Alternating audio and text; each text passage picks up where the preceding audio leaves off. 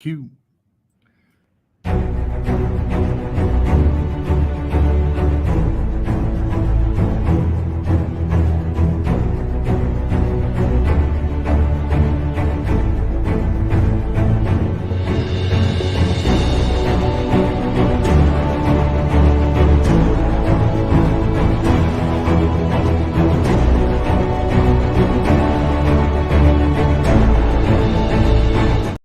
Welcome into Innovative Strategies here on 21.6 The Net with host Bill Haase, the business voice of Chicago for you. And of course, you know, Bill, we were talking in the green room about the Cubs. That's why we have that 216 Studios badge rolling, because it looks more like a Sox badge. So, before the show. No BS for sure today with our good friend Paul Glover. Welcome aboard, Paul. Bill, how's your week? Good? Yeah, it's been all right. You know, ups and downs like anybody else and everybody else. You know, I'm looking forward to the weekend. Happy Father's Day to all you fathers out there. Yeah. Hope you have a great weekend. Hope you get the opportunity. 3-day weekend with Juneteenth coming in. That's true. I didn't realize it. I heard on the radio they were saying, yeah, it's a holiday weekend. I go, what the U.S. Open is now a holiday? Yeah. Boy, they're killing that course out there. Oh, interesting. Very interesting. Not much of an open. Well, we'll see. Yeah. A lot of interesting. I guarantee you that it's going to get even funner to watch. Yeah. But and I'm looking forward to that since my wife is out of town this weekend, so I get the pleasure of the 80, no interference. The 80-incher with high def, just watching. Yeah, and that's good. That John Wick 4. That's my weekend. There you go. But we have we got a special show today. Our guest, as you mentioned, Paul Glover. He is the No BS leadership legacy coach. Yeah. All right. I've had the pleasure of listening to Paul speak. He is a TEDx speaker. He's got a book out there. Every leader needs a fool in their life. We've got websites. We've got this man has been through many, many different things. He works typically with organizations between $20 million and $1 billion, trying to create an impactful workplace legacy. He claims he's a recovering trial lawyer, much like I'm a recovering financial advisor. Interesting. He's an ex-felon. He's the author of Workquake, Making the Seismic Shift to a Knowledge-Based Economy. Member of the Forbes Coaching Council, Forbes contributor, and he's a speaker on leadership, legacy, and the future of work. So let's bring him in. Paul, welcome to the show. Thanks for coming on. We appreciate it. Bill, thank you so much for the invitation and that lovely introduction. Ken, thank you also. It's a pleasure to be speaking to you, and happy Father's Day to the two of you. Thank you, sir. Thank you very much. Appreciate it. So tell me something. What's this No BS leadership coaching that you're doing here now? You're working Bill, you've already given me the introduction, which shows how checkered my past has been. And at one time, I was a trial lawyer in the city of Chicago, and then I went to prison. Deserved to go to prison, 5.5 years. And during that period of time, I spent a good portion of that time reflecting on what I was going to do when I got out, what the future was going to look like. And I decided I had a rather unique skill set. First, as a trial lawyer, you have to be a really good storyteller. When you're in front of a jury, you need to have the facts, but if you can't take that jury along with you on the story that you want them to see your client in, I call it the hero's journey, you don't win. Facts don't win. Stories persuade. Facts are the basis for the persuasion. So I had that skill set, but I also understood that leadership has a lot of pitfalls attached to it. Being a successful leader, you have to start understanding the ability to solve problems, but you have to also understand how you need to control yourself. And most leaders don't get the gift of truth from those people around them for a variety of reasons. There may not be the psychological safety. They may not want to hear it. So I decided when I got out, I was going to put together a coaching program that took my skill sets and put them together in a package. And I decided that my personality and what I had to offer someone that wanted to be coached was a no BS approach.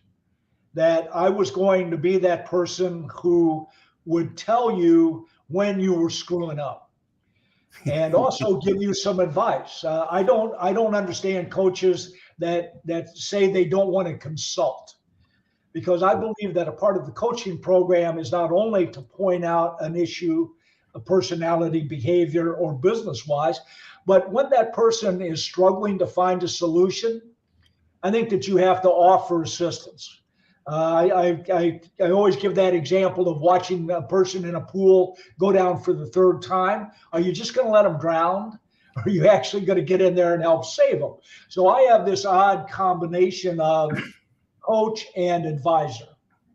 And it's worked well. I got out of prison in 2001. I've been coaching since that period of time, and I now have a national coaching practice. My biggest client is $1 billion organization that's nationwide. Nationwide. So I've put together this program, and it is based on legacy.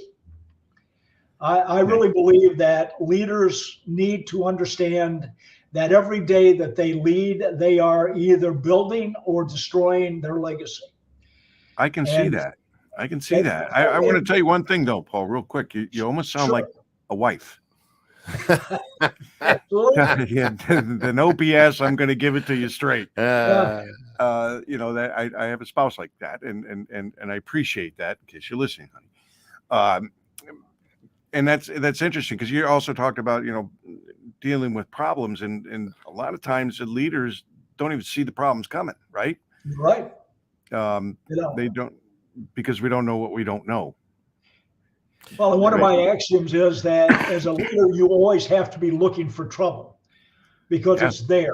And by the way, back to your wife, whenever I'm introduced to someone's spouse that's in my coaching program, I always say it's always a pleasure to meet another coach. There you go. That's exactly what they are. My wife is that way. And yes, I think we all need those people around us that are willing to care enough about us to give us the gift of truth. And that means that we have to have a relationship with them. Well, let's rewind a little bit here too, if I may. The American business field, right? So that if we're looking at that playing field, the business corporations of any size do not, in my opinion, have lost the definition of a leader. So I've grown up, as you know, Bill, in the banking industry for many years, right? And 20 plus years.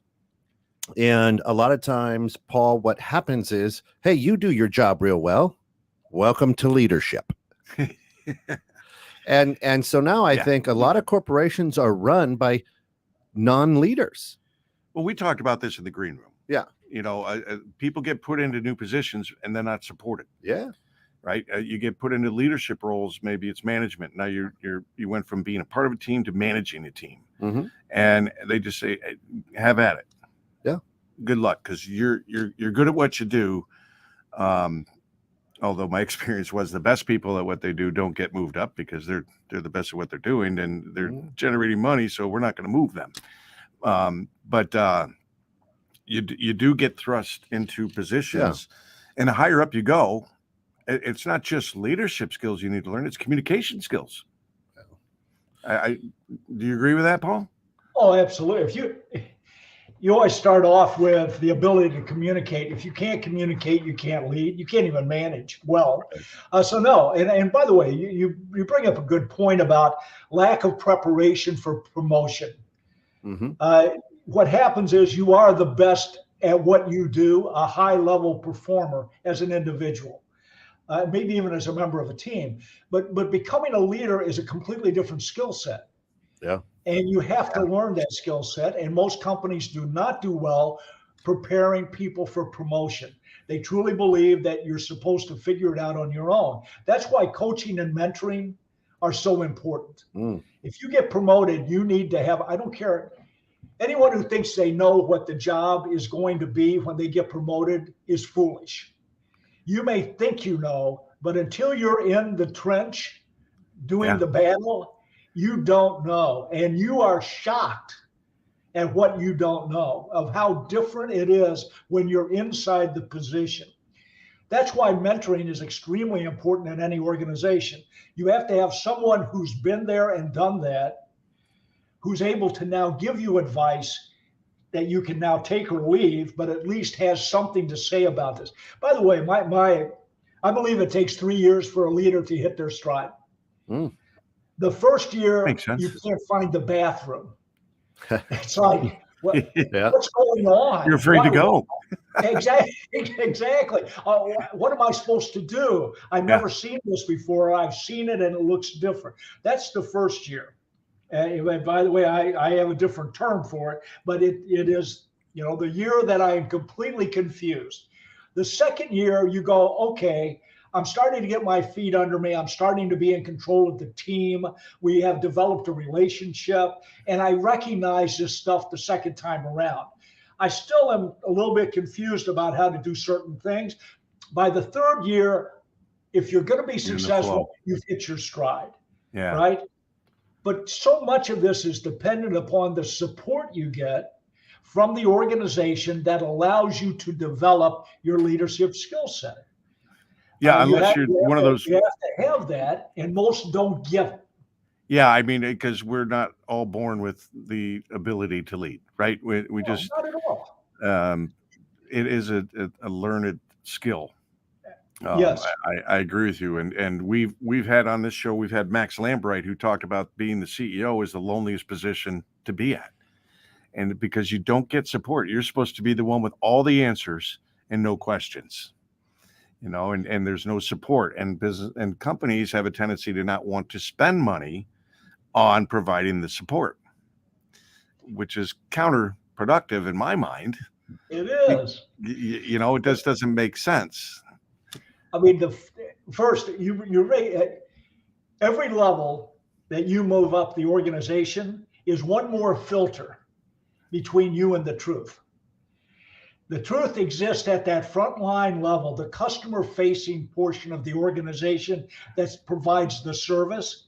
Every level you move up, there's one more filter in place that prevents you from seeing the actuality of the situation. So by the time you get to the CEO level, you've got 3 or 4 levels between you and that truth. And by the way, the higher up you go, the less people are willing to tell you the truth. For a variety of reasons. Surround me with yes men. What you hear is their version of the truth, and the concept of manipulation exists in every organization of a certain size. People have their own interests, and they're more than willing to manipulate the leader by giving them the information that gives them the answer back that they want. Not that the leaders should make, but that they want. The reality is you have to have those people on your side to give you the gift of truth. And often the psychological safety is not there inside the organization.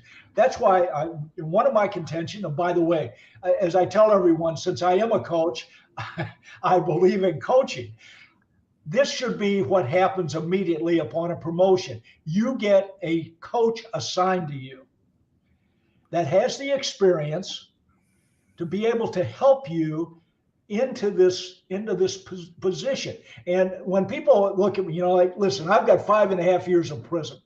I tell people, I don't care how much of a failure you're going to be, it will never match what I've failed at. Right? I've had one divorce. I've gone bankrupt. I went to prison for 5.5 years, lost my law license. And you know what I did? I managed to come out of that and find a way to make things work. So if you're going to be a coach, first, you better come at me with some experience so that I know that you can establish some rapport with the problems I'm facing. Doesn't have to be that extreme, by the way. I'm not suggesting every coach should go to prison. But what I'm suggesting is that you have a coach assigned to you that allows you the expertise that they bring with them, as well as the coaching aspect. And to me, this is how you make leaders successful without the pain that is usually associated with success. By the way, I believe that successful people are the most difficult to coach. Well, I can argue in that corner. Yeah, because but coaching is all about you need to get better. And obviously someone who's successful questions that because of the pain that's involved in change. Mhm. Because you're going to have to change. But the But if I'm a reality is successful entrepreneur, I already know everything, right? If I'm successful, I must be doing it right, and I know. So Absolutely. who are you to tell me that I And can yet I get can better? guarantee you that concept of success has a dark side to it. Yeah. It's inevitable. If you're successful, there's a dark side to that success that we don't want to look at, we don't want to see, we don't want to hear, but it's there. And if you don't address it, what happens is that the pressure of ongoing success will cause you to start being reckless. You'll start taking chances because you need to show that you can continue to be successful. And that means continued success. At some point, you need to be able to put a brake on that, right? And yet you can't do it on your own. The corporate structure forces you into failure. Yeah, I mean, you don't see that freight train coming if You you've don't. got that large ego going on. Well, my deal is that coaching is all about finding the other person's blind spots and the triggers that activate those blind spots and help them be aware of them. And those that's an triggers. interesting way to look at it, because Paul, anybody who knows me knows I'm not a huge fan of coaching and consultants and things of that nature, but I've learned and I continue to learn the value that certain people like yourself as a coach and a consultant can bring to the table. And the higher levels I get to, the more important the value I see in it. So I kind of like what you're saying, because yes, if I'm very, very successful and in a short time frame, you're going to have a hard time telling me anything, right? Because I've done it, I'm building it, I'm making money, I'm successful. Who are you to tell me different? Absolutely. Right. And so we have a tendency to have those blind spots where we don't see the freight train coming. Well, we have the law of the lid, right? As the book states, right? Is we can only jump so high, or our ceiling's only so high.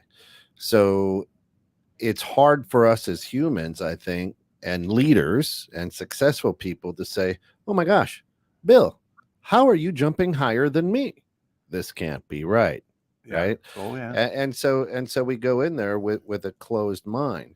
And Paul, what you do, how do you open people's minds like that? Get behind that Well, wall. first, one of the things that I start with is, if you're in a coaching program with me, one of two things have happened. Either you recognize the need, or someone has told you you're either going to get better at your job or I'm going to get rid of you. Right? There are people who voluntarily come into the program, and there are people that are forced into the program. Sure. Both of those are a different scenario. But I start off with a successful person. What got you here will not get you to where you say you want to go, because it requires something different. You're successful today because of what you've done, who you've become. Will that carry you to the next level? And in most instances, the reason the person's in it voluntary, is they recognize that they have to do something different, but they don't know what. The question becomes one, when you're in my coaching program, are you willing to sacrifice to get the change you tell me you want to get to where you want to go? Because it is a journey. By the way, one of my clients calls me a Sherpa. He says, Paul will get you to the top of the mountain, but he will not carry your pack. That's your job. My job is to help you out, to show you the way, to show you a variety of ways that you get to pick. Because obviously, if you're going to come into a coaching program, I want to know, what do you want to get out of this? I'm a performance coach. I'm not a life coach. You would not want me talking to you about your life. Believe me, mine's messed up enough. But when it comes to performance, I'm focused on this. And let me tell you why. Half of my compensation is based on results. So when we start and my programs are always at least a year long. When we start this program, you're going to tell me what you want to achieve. And then we're going to put together the plan to do it. Half of my compensation is based on, at the end of that year, you having accomplished what you say the goals are. If the answer is we have not, I don't get that half. Why do I do that? Because I need to have skin in the game. And you can say, well, as a coach, you've got your time and your effort. Yeah, I understand that. But money matters to me. And if you tell me half my compensation is based on your success, I am much more dedicated to your success, including putting my 10.5 foot up your behind if you're not doing what you say you're going to do. No BS.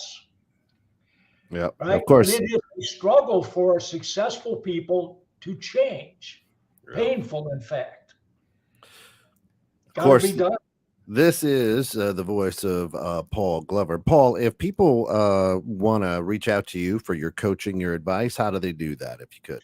Obviously, LinkedIn, paulglovercoaching.com. Also, website, paulglovercoaching.com. I'm not original, but at least I'm steady. And I thought it was. So that's how they get to me. I'm always interested in having conversations with leaders who say they want coaching, because I have to admit, 80% of all referrals that come to me don't do business with me because they don't want to put in the effort. And we eliminate whether or not we're fit. We establish that immediately. But for those who really do want to change, then I offer that guarantee that you will change or you won't pay. There you go. Thanks for saying that, because I thought it was Paul G. Lover, G for greatness. Yeah. By the way, I like that. Thank you. So, leadership roles. People in leadership roles have a tendency to not even know they need help. Yeah. They just go with the flow. I'm so happy I got a promotion. Woo-hoo. Yeah. And that must mean because I'm smart, because they wouldn't promote me if they didn't think I was smart and know what I'm doing. And higher up you go, that ego gets bigger and bigger. I've worked with some of the biggest egos in the world in the trading pits, and I'm very familiar with corporate egos as well. But how do you get people to get to that point where they realize, I need help. I'm either stuck or I've got a problem, or maybe you really are smart and you realize that, look, I'm traveling in worlds and areas that I've never been before. Do I navigate this on my own, or do I find some help to show me the path, so that I don't get misled, I don't mislead myself, I don't get myself in trouble, I don't ruin my company or my business by making a bad decision. And there's a number of reasons, but to me, it seems difficult that you would find too many people who are sitting there saying, I need help. Well, first, you're right. I don't believe that a majority of leaders recognize when they do need help for a variety of reasons that you've mentioned. But I also know that at some point, you suddenly start to feel that you do need help, that suddenly you're at a level where it's unknown. What you mentioned it earlier, we don't know what we don't know. And you suddenly realize I need something that gives me more of a basis for my behavior and my decision making. If you can't find that internally with a mentor, then the only other option is a coach. Also, when failure occurs and you realize that you are not infallible, that is a touch of humility that will ignite the desire for a coach. Well, I could just blame Because somebody else. Yeah, because You you've know. had a taste and you go, oh my God, I'm not infallible. I don't Yeah. care what they're telling me. And that's when you reach out. But still, back to your point, Bill, most leaders don't do it because they see it as a sign of weakness. Yes. And therefore they're afraid. And by the way, I think it is fear. Anyone who says that they're as good as they can get has given up on growing, right? You're in your comfort zone, and leaders cannot afford to stay in their comfort zone. They need to be in a constant state of discomfort so their organizations don't become static. I like that. And Well, that's the difference in leadership between a person who's building and growing a business versus one who's managing a business. agreed. Okay, Yes. so those are two different types of people. I'm the kind, I like to build. I don't like to manage. But I get that. But here's a statistic that I believe Max Lambright brought up to us was something like the average lifespan of a CEO is about 18 months. Shorter and shorter. Yeah. And so, hello, folks. Why is it 18 months? Maybe because we're not willing to, look, we have a lot of dinosaurs in the corporate world now, right? And we see it every day. We've had this big shift from the pandemic where people moved from working from in an office to home and now being forced to come back to the office. There's a lot of complaints, a lot of feedback that's negative, and I think some of these dinosaurs aren't getting the fact that there's been a shift and their adjustments need to be made. And if they're not making them for this kind of thing, boy, oh boy, are they going to get raked over the coals when AI starts invading their world. Absolutely. And you're right. I believe that the pandemic has definitely changed the business dynamic. And I also believe that leaders now live in a constant state of controlled chaos. Mm-hmm. And it's not going to get better. It's amazing to me that people want to go back to 2019. There is no more 2019. There's 2023. And you just mentioned it. The next thing, the next black swan, right? We always hear that black swan. There's always one coming now. That's how fast things are moving. And you better understand that you need to keep pace. And the ability, I believe at this point, you're either growing or you're declining. There is no let's just hold it steady. No status quo. Not permitted. Competition will not allow it. The workforce will not allow it. The financial industry will not allow it. The return on investment has got to be faster and bigger, because that's the trend, right? And I think you see it throughout leadership, not only in corporate, but also, I love sports is always our analogy, right? As guys, yep. If you want to be a general manager and think you have more than 3 years to build a winning team, get ready to be replaced because it's not happening. The same thing in the corporate world. We expect, and that pressurizes the leadership, that then causes them to get reckless and make mistakes. That's why, again, you have to have a sounding board here, because the internal pressure will force you to do things that you might not choose to do except for that pressure. How do you release that? I often tell my coaching clients, I am a stress reliever for them, because it is confidential what they have to say. And we are able to look at a situation and remove some of the emotion, because the emotional issues are greater now than they ever have been. And every one of these impacts a leader. And the more, when you think about the pressure of the pandemic on leadership, burnout amongst CEOs and executives was greater than it was amongst the workforce, because that stress gets transferred to leadership. What is it? Someone came up with this thing that leaders absorb stress and exude hope. Mm. And I think that's absolutely true. The I can problem agree. is, what do you do with the stress? Coaching allows you the opportunity to actually express your frustrations, where most of the time you're not allowed to in corporate world. You know, it is challenging to deal with people in business that are emotional. You know, we do have those challenges, as opposed to, say, somebody who's just more professional, more no BS. Let's just say what it is, and let's deal with it. You know, and a lot of folks are afraid to make decisions. Also, right? We get put in leadership roles, but we're afraid to make decisions. I've worked with many people like that. Boy, I worked with a whole team of people like that. They didn't want to make a decision because they didn't, you know, if it didn't go the right way, they didn't want to take the hit, saying it's your fault, you know. But it's interesting that you talk about the system, and it sounds to me like the system is really not set up for success. No, it's not. It's a pressure that's what you're fighting. As a leader, you're fighting the system to be successful. You are, and the system is harsher now than it ever has been.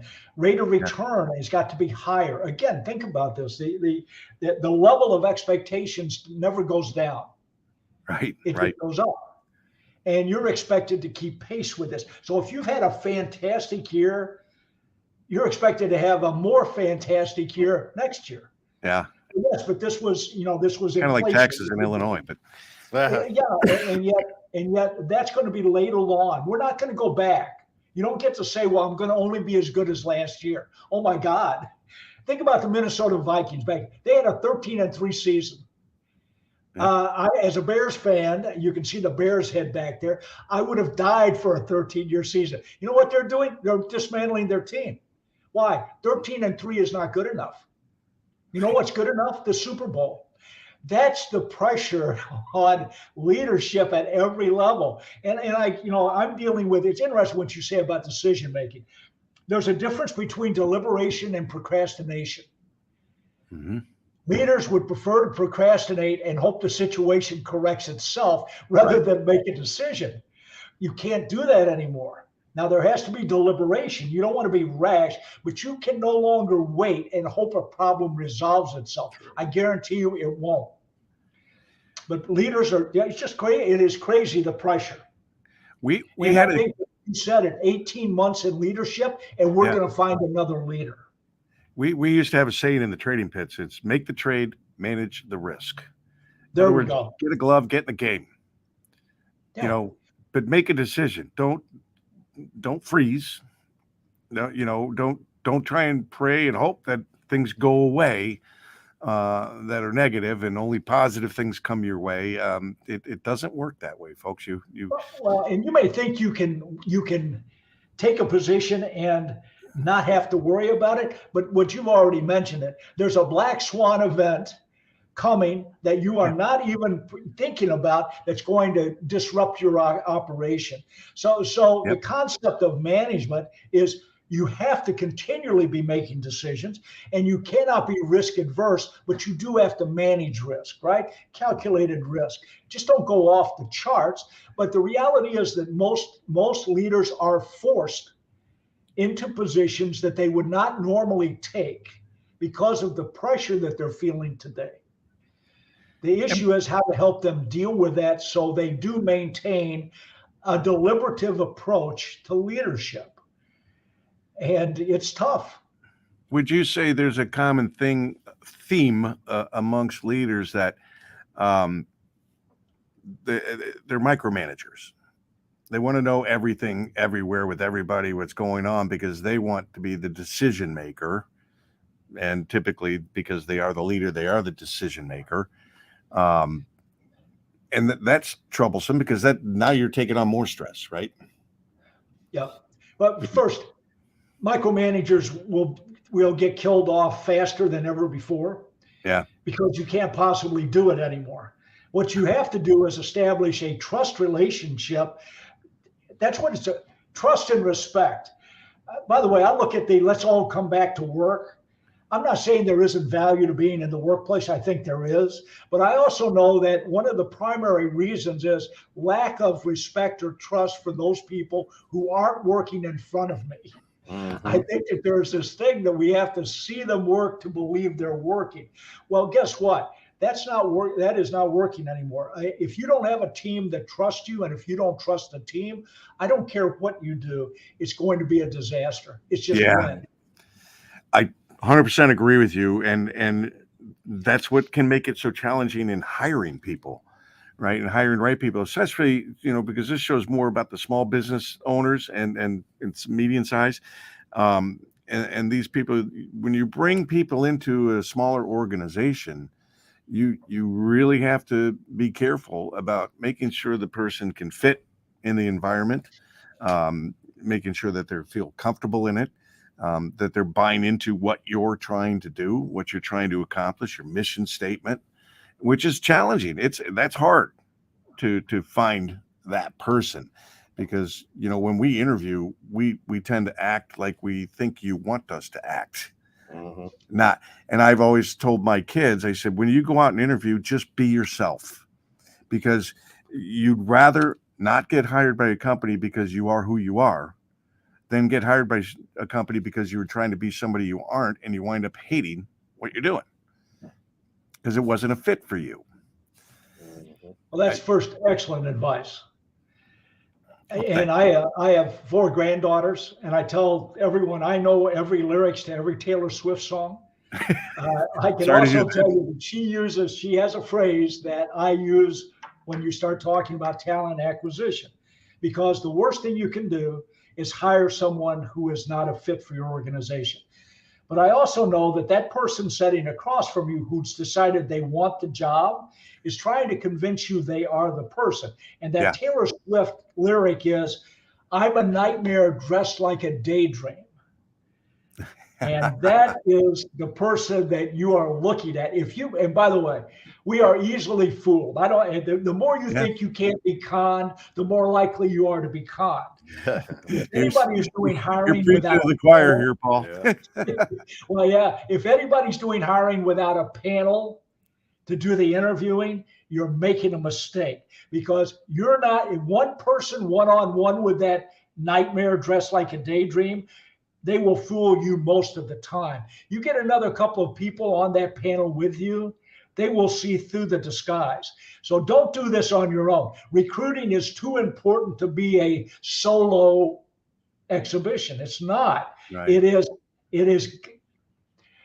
The cost of a bad hire is insane, because first they destroy the team. Well, and folks, when you're going to hire somebody, you're trying to fill a position, but think about the future. What's the future for this person? Is it just to fill this role and that's all it's ever going to be? Or are you looking for people who are future leaders? And then how are you going to support that and help them? Now, that becomes more and more challenging the bigger and bigger your organization gets, right? Because you don't have that control that you might have as a small business owner. Being somebody who has 5 employees versus somebody who has 500 employees, I think it would be more challenging. Oh, absolutely. But by the way, I also tell leadership when we start talking about this, I always look at the NFL. The NFL spends millions and millions of dollars getting ready to draft the employee, right? That's what they're doing, football player employee. And yet, after spending all of that money on the guy, a year and a half later, the guy is gone. It's like, you have to understand it's an art form, a little bit of science, a little bit of art. The reality is to get good at being able to recognize the nightmare. That to me is still the deal. And you should be able to do that if, in fact, you have a little bit of experience and enough training, right? You've got to be trained to do interviewing. People who think it's just sitting down and having a conversation, absolutely not. And so talent acquisition, if you can't hire the right talent, your team will not be high performing. That's how important it is. Yeah, By the way, characters. you talk about 18 months for executives. The average employee hired today will be gone 3 years from now. And when they leave, they take institutional knowledge, expertise, and customers with them. You need to know what's at stake here and pay attention to it. Devote time and resources rather than just hope it happens. What a generational switch. I mean, like my father, you basically, I think he changed his career a number of times to move up the corporate ladder as a salesperson. But that was not typical of his generation. That generation typically stayed in their job for their whole lives. Yeah. Even when I was young, that was millennial ago,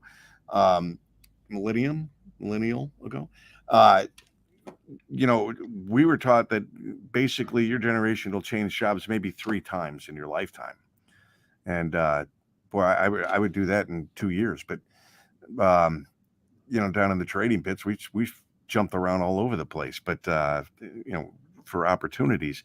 Now the loyalty isn't there.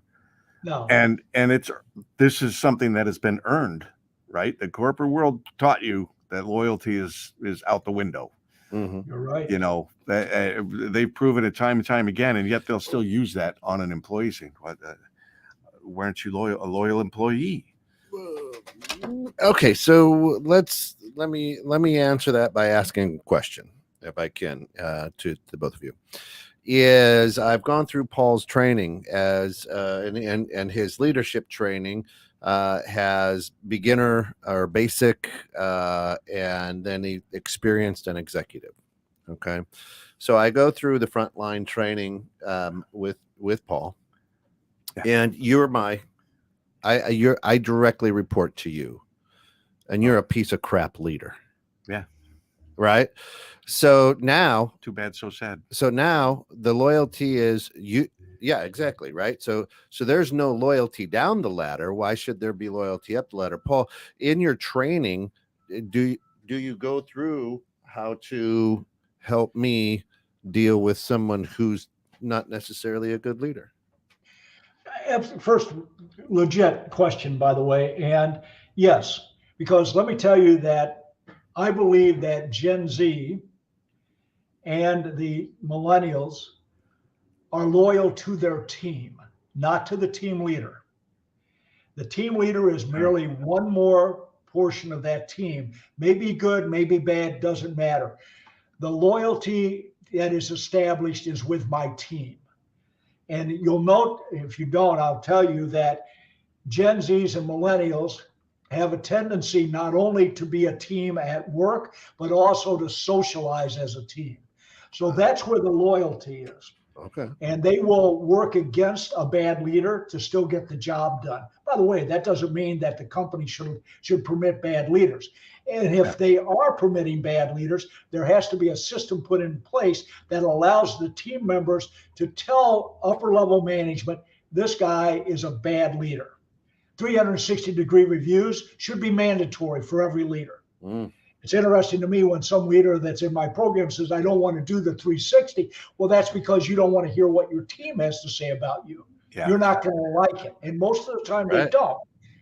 The concept is organizations have got to put these processes in place, like 360-degree reviews, to allow that bad leader to be told on by the team. And it's not going through the motions. That happens, it starts to have an impact on leadership because they realize they can't be a bad leader and get away with it unknown. Yeah, and so my experience with the reviews, and I agree with you there. But my experience has always been, I get pulled into a room. My manager tells me the review for the quarter, for the year, whatever it is, and basically what's thought of me by the powers that be above me, and I'm already graded, I'm already judged, I'm already going to get my raise or bonus or not based on what is already in those little papers that are in front of my manager's face, and I really have no say. I mean, yes, that manager might look at me and that leader might look at me and say, well, what do you think? And you can tell because they put the pen down. There's no paper in front of them. They're not writing anything down. They're not listening. They're just going through the motions because that's what they're taught to do. And basically you're at the mercy of whatever's written down already. And there's always going to be something negative because nobody's perfect. Right. So, I mean, I'm just speaking of my experience in the corporate world, and I only made it for 4 years in the corporate world, but I can't get that stuff back, but too bad. But that's been my experience is it's kind of BS. Well, and that's why first, one of the recommendations I make that nobody ever follows is if you want to ensure better team leadership, connect a portion of that compensation for that leader to team satisfaction and retention. Because once there's money at stake, you'd be surprised about how the leadership style changes. Now, the pushback I get is, well, they're not going to be willing to manage because they're going to get graded poorly. And I disagree with that. I believe that most teams don't want bad team members on their team. Why? Well, it destroys the team effort. And if you want a high-performing work team, which should be what every leader is after, high-performing, that means that you've got to be willing to cut those employees who can't make it. I divide the category into three, and this is not news, I wish it was, into three categories. Employees are either committed, that's 20% of the workforce. By the way, this is Gallup. 20% is committed. 15% is not committed to the extent that they will sabotage the company given an opportunity. The rest are in the middle. They're waiting to be convinced. Should I commit? First thing you got to do is get rid of the working dead. If you allow them to exist, they will destroy a team's morale. They actively work against performance. A lot of managers are afraid to pull the trigger. That's something that they have to do. It's a part of the job. Yeah. If you're going to lead, you have to be willing to make those tough decisions and get rid of the working dead. You then have to treat the committed employees better than you treat this chunk in the middle, because you have to you have to convince them to become committed. And what do I mean by committed? To give extra effort, discretionary effort. That is what every leader should be looking for, not effort, because it's effort just to stay on the team. If you're not giving effort to stay on the team, you shouldn't be on the team. Yeah. You're one of the working dead. And I hear all of these terms, quiet quitting, and now it's loud quitting, and it's all this. That's just BS. That is truly BS. The numbers have not changed. Gallup's been doing this now for 40 years. The numbers of engaged or committed employees has not changed in 40 years. That's because leadership has not changed in 40 years. Well, leadership, you have a tendency to look for the negative, right? And but let's say I have somebody who's not a good team member. Now, do I want to sit down with that person and say, you're not cutting it, you're out? First of all, we don't like confrontation. Typically, many people don't. Some of us who are of German descent don't mind it, especially with the mixing in some Irish and a beer. But what about supporting these people? I mean, saying, okay, we see this struggle. What can we do to help? I sat on a team, and I was the highest producer on my team, and I sat next to the two lowest producers on my team. And here's the way this was set up. Because of my production, everybody on my team were getting $400 bonuses per month because of what I was putting out. But I was losing an additional $600 a month because of the lack of what they were putting out. Because as a team, we didn't reach a certain goal, for these things. And that's the setup of the company, right? That's just a poor setup, I believe. But instead, help these people get better. Well, and first, let's start off with, first, did you hire appropriately? And I would suggest that team was not hired appropriately. What they hired was a body. The level of competence has got to be there. When you put poor performers on a team and you penalize a high performer, that high performer does not, believe me, what you don't say or do say, you don't like it. And one of my articles that I did for Forbes was HR is the new union, because people have become afraid to terminate. And the reality is you have to do something with a poor performer. By the way, they've already been hired. God knows how they got on the team, but they're there. You don't want to just flush that effort and that money of recruiting down the toilet. What you want to do is try to help them. So you give them the opportunity to meet reasonable expectations. You give them the resources. You give them the training. You give them the support. But you don't take it out of the high performer, by the way, and you don't pay everybody the same. I don't understand this socialistic approach, right? Well, everyone's going to get 3%. Well, that guy doesn't do anything. That guy does everything. Tell me how that's fair. It's not. But let's have some gumption, backbone. If you want to be a team leader, you have to assess your people appropriately, either support and train them or decide they've got to go. You don't get to just let this exist. And you see, we allow that to happen. But this is a systemic problem through most large organizations. Yeah, yes. Mediocrity is allowed when it has to be eliminated. This is hardcore, but I continue to believe that that's the way that organizations have to be successful. And a part of that success is share with those people who are committed, the economic, financial benefit, whatever that may be, so they remain committed and give discretionary effort. But if you're not, then you get the average bonus. And if you're the working dead, you get fired. So this is part of what you bring to the table when you're coming in and talking to leadership and trying to give them the no BS, facts.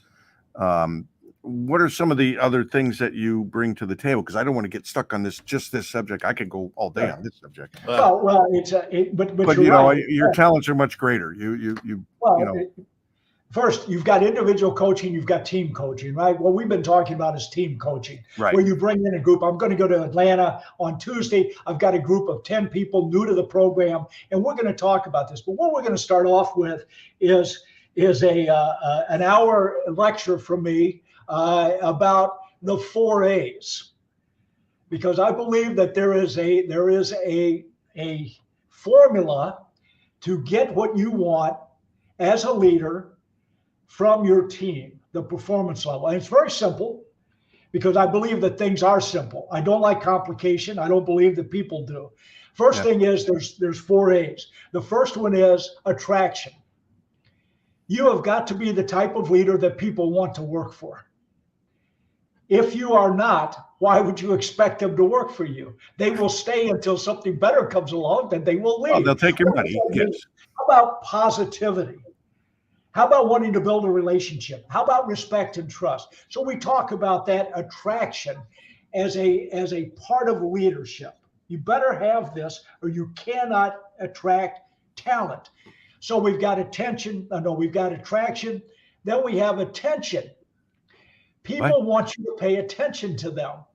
That means get to know me, get what I need, right? And we talk about empathy, and we should have empathy, truly do. You need to understand somebody else's situation, but empathy is only half the equation here. The other half is compassion. When someone tells you they need something and they mean it, what are you going to do about it? Being empathetic is, well, I heard you, okay? The question is, what are you going to do about that now that you know?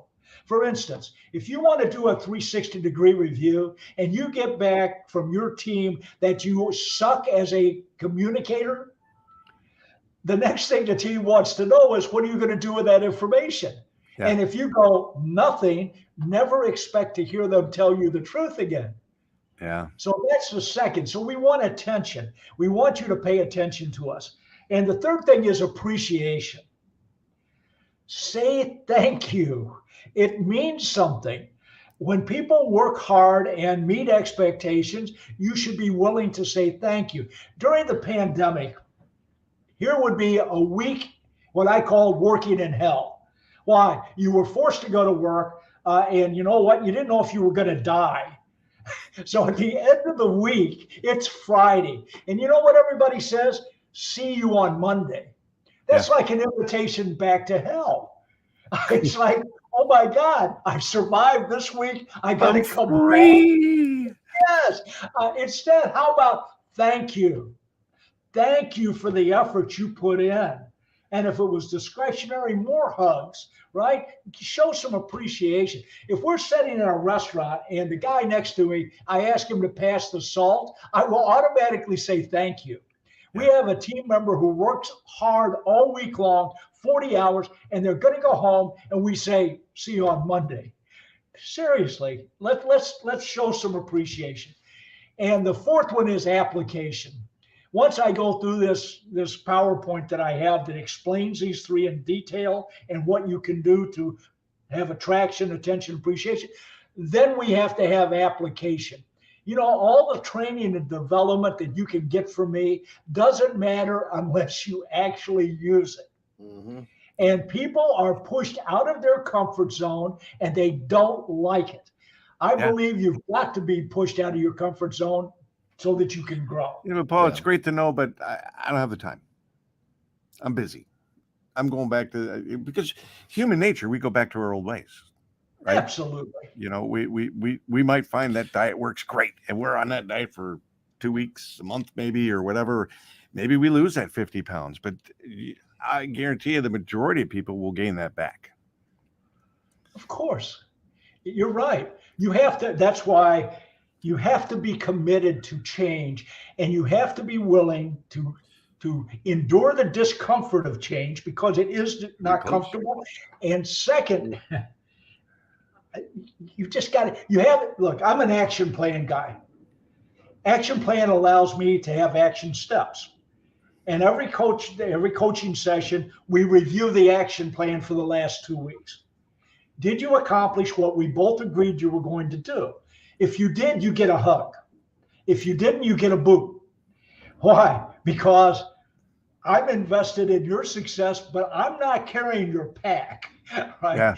I've helped you with the plan. Now you have to do it. And seriously, it is difficult. Believe me, you're spot on, Bill. We will relapse as quickly as we can unless we have moved that comfort zone, enlarged it to where it no longer is anything but routine or habit. See, I'm a big habit guy. You know, I tell people, when you want to start working out at the gym, you don't get up every morning and say, should I go work out? That's right. Because I guarantee you the answer is going to be no most mornings. What you do is you get up, my clothes, I'm a gym rat. My clothes are exercise clothes right next to the bed. 5 o'clock, the alarm goes off. I get up, I put my clothes on, I leave. I don't look at my computer. I don't look at my phone because if I do, I won't go. That's habit. We have about 2 minutes left, and I think you left one of the A's out of there. Was that action? No, attraction, attention, appreciation, and then what did I say? Good. I've lost my 4 A's. Application. So, and I agree with you, you know, because we have the human nature. We always tend to go back to what we were always doing, whether it worked or not. But we still wind up going back there. And that's kind of what holds us back. And this is why I have been I have worked at changing my belief in the coaching and consulting world of those folks. Because like financial advisors, there's so many of them out there. But when you find some quality people like yourself and what you're doing and what you have done, it absolutely changes my mind going forward on my beliefs and what I can see as potentially my needs in the near future. It's just important because from what our conversation, the cards are stacked against you. Oh yeah. You know, in the structure that we currently have in place.